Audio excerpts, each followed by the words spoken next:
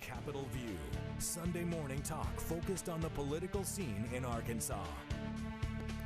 And welcome back into Capitol View. A missionary from Pine Bluff announcing he's hoping to take Senator Tom Cotton's seat in Washington. Ricky Dale Harrington Jr. is challenging Senator Tom Cotton as a Libertarian. Democrat Josh Mahoney also running for the senator seat. He joins us now to share what he wants to address with the issues. Mr. Harrington, we appreciate you coming in here. Let's get into it here. Libertarian Party, not a lot of people may be familiar with the party. I guess how would you describe sort of that libertarian political point of view? Well, in a nutshell, the Libertarian Party is for more freedom, less government involvement in people's personal lives, and the things that we can do in this country. Essentially, we are for constitutional rights. I've heard one person say, less government, maximum freedom, in a nutshell. There you go. That's the mantra right there. Let's get into some of the issues here. Act 164, wanted to touch on, just because your party kind of spearheading some of that with the ways to get on the ballot. I know Act 164 had to have a 3% ballot signature to actually get on the ballot. I guess what's the beef with having to gather the signatures and everything like that? Okay, it started off as Senate Bill 163, and I testified against that in the Arkansas House Government Agencies Committee. Right. And essentially is coming off the heels of the previous election whenever Mark West got 2.9% of the vote.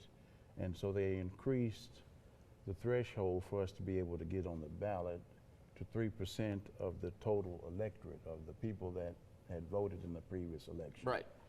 And it just seemed like it was an abuse of legislative power. And in the testimony that I gave, that's not something that people of America, especially our elected officials, should be doing. Using their office to insulate their own party's power. That's just wrong. All right.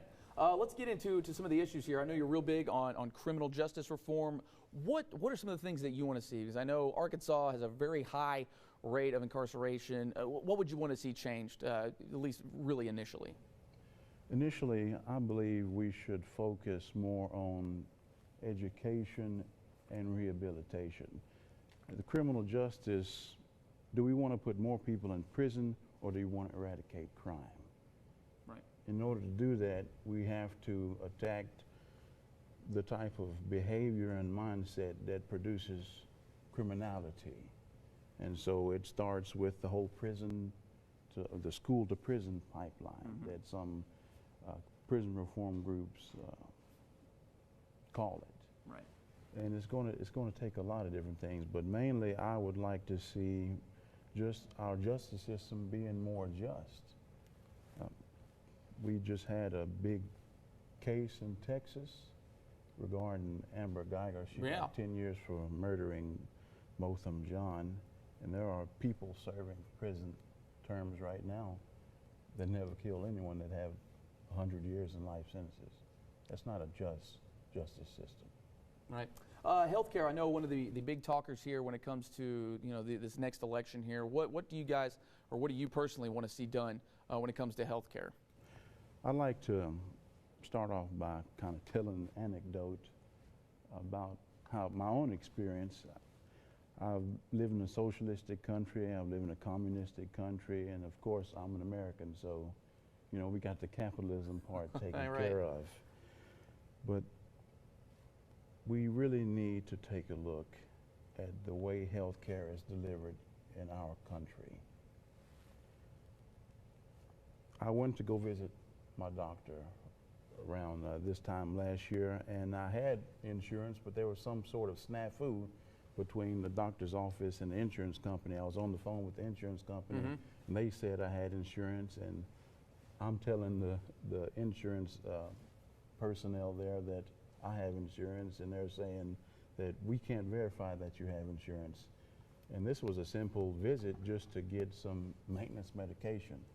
And so I go in there, I tell my doctor what I need. I need my medicines refilled, and I'm in there 5 minutes. Right. that cost me $200 just to get medicine refilled. We need to fix that. And we need to, and I don't think Medicare for all and a socialistic approach is what we need. We need to empower healthcare providers and patients with the ability to negotiate with one another and come up with a fair and equitable way for healthcare to be delivered. Should be interesting. Quickly here, we're kind of bumping up on time here, but what about the political division in this country? Kind of what's your take on it? What do you want to see change? We've been watching testimony after testimony in Washington regarding President Trump's dealing with Russia, thinking about former Director Comey. And I really lined up with him whenever he said that every American should be upset that after decades of fighting the Russians in the Cold War, they beat us at our own game. They beat us at our own game. That should make us deeply sad. Instead of digging our heels in and fighting amongst one another, we should come together and get to the bottom of what's really happening. All right. Well, Ricky Dale Harrington Jr. is going to hopefully be on the ballot, at least, as the Libertarian candidate. Boss, we appreciate you coming in here. Best of luck to you out there on the campaign trail.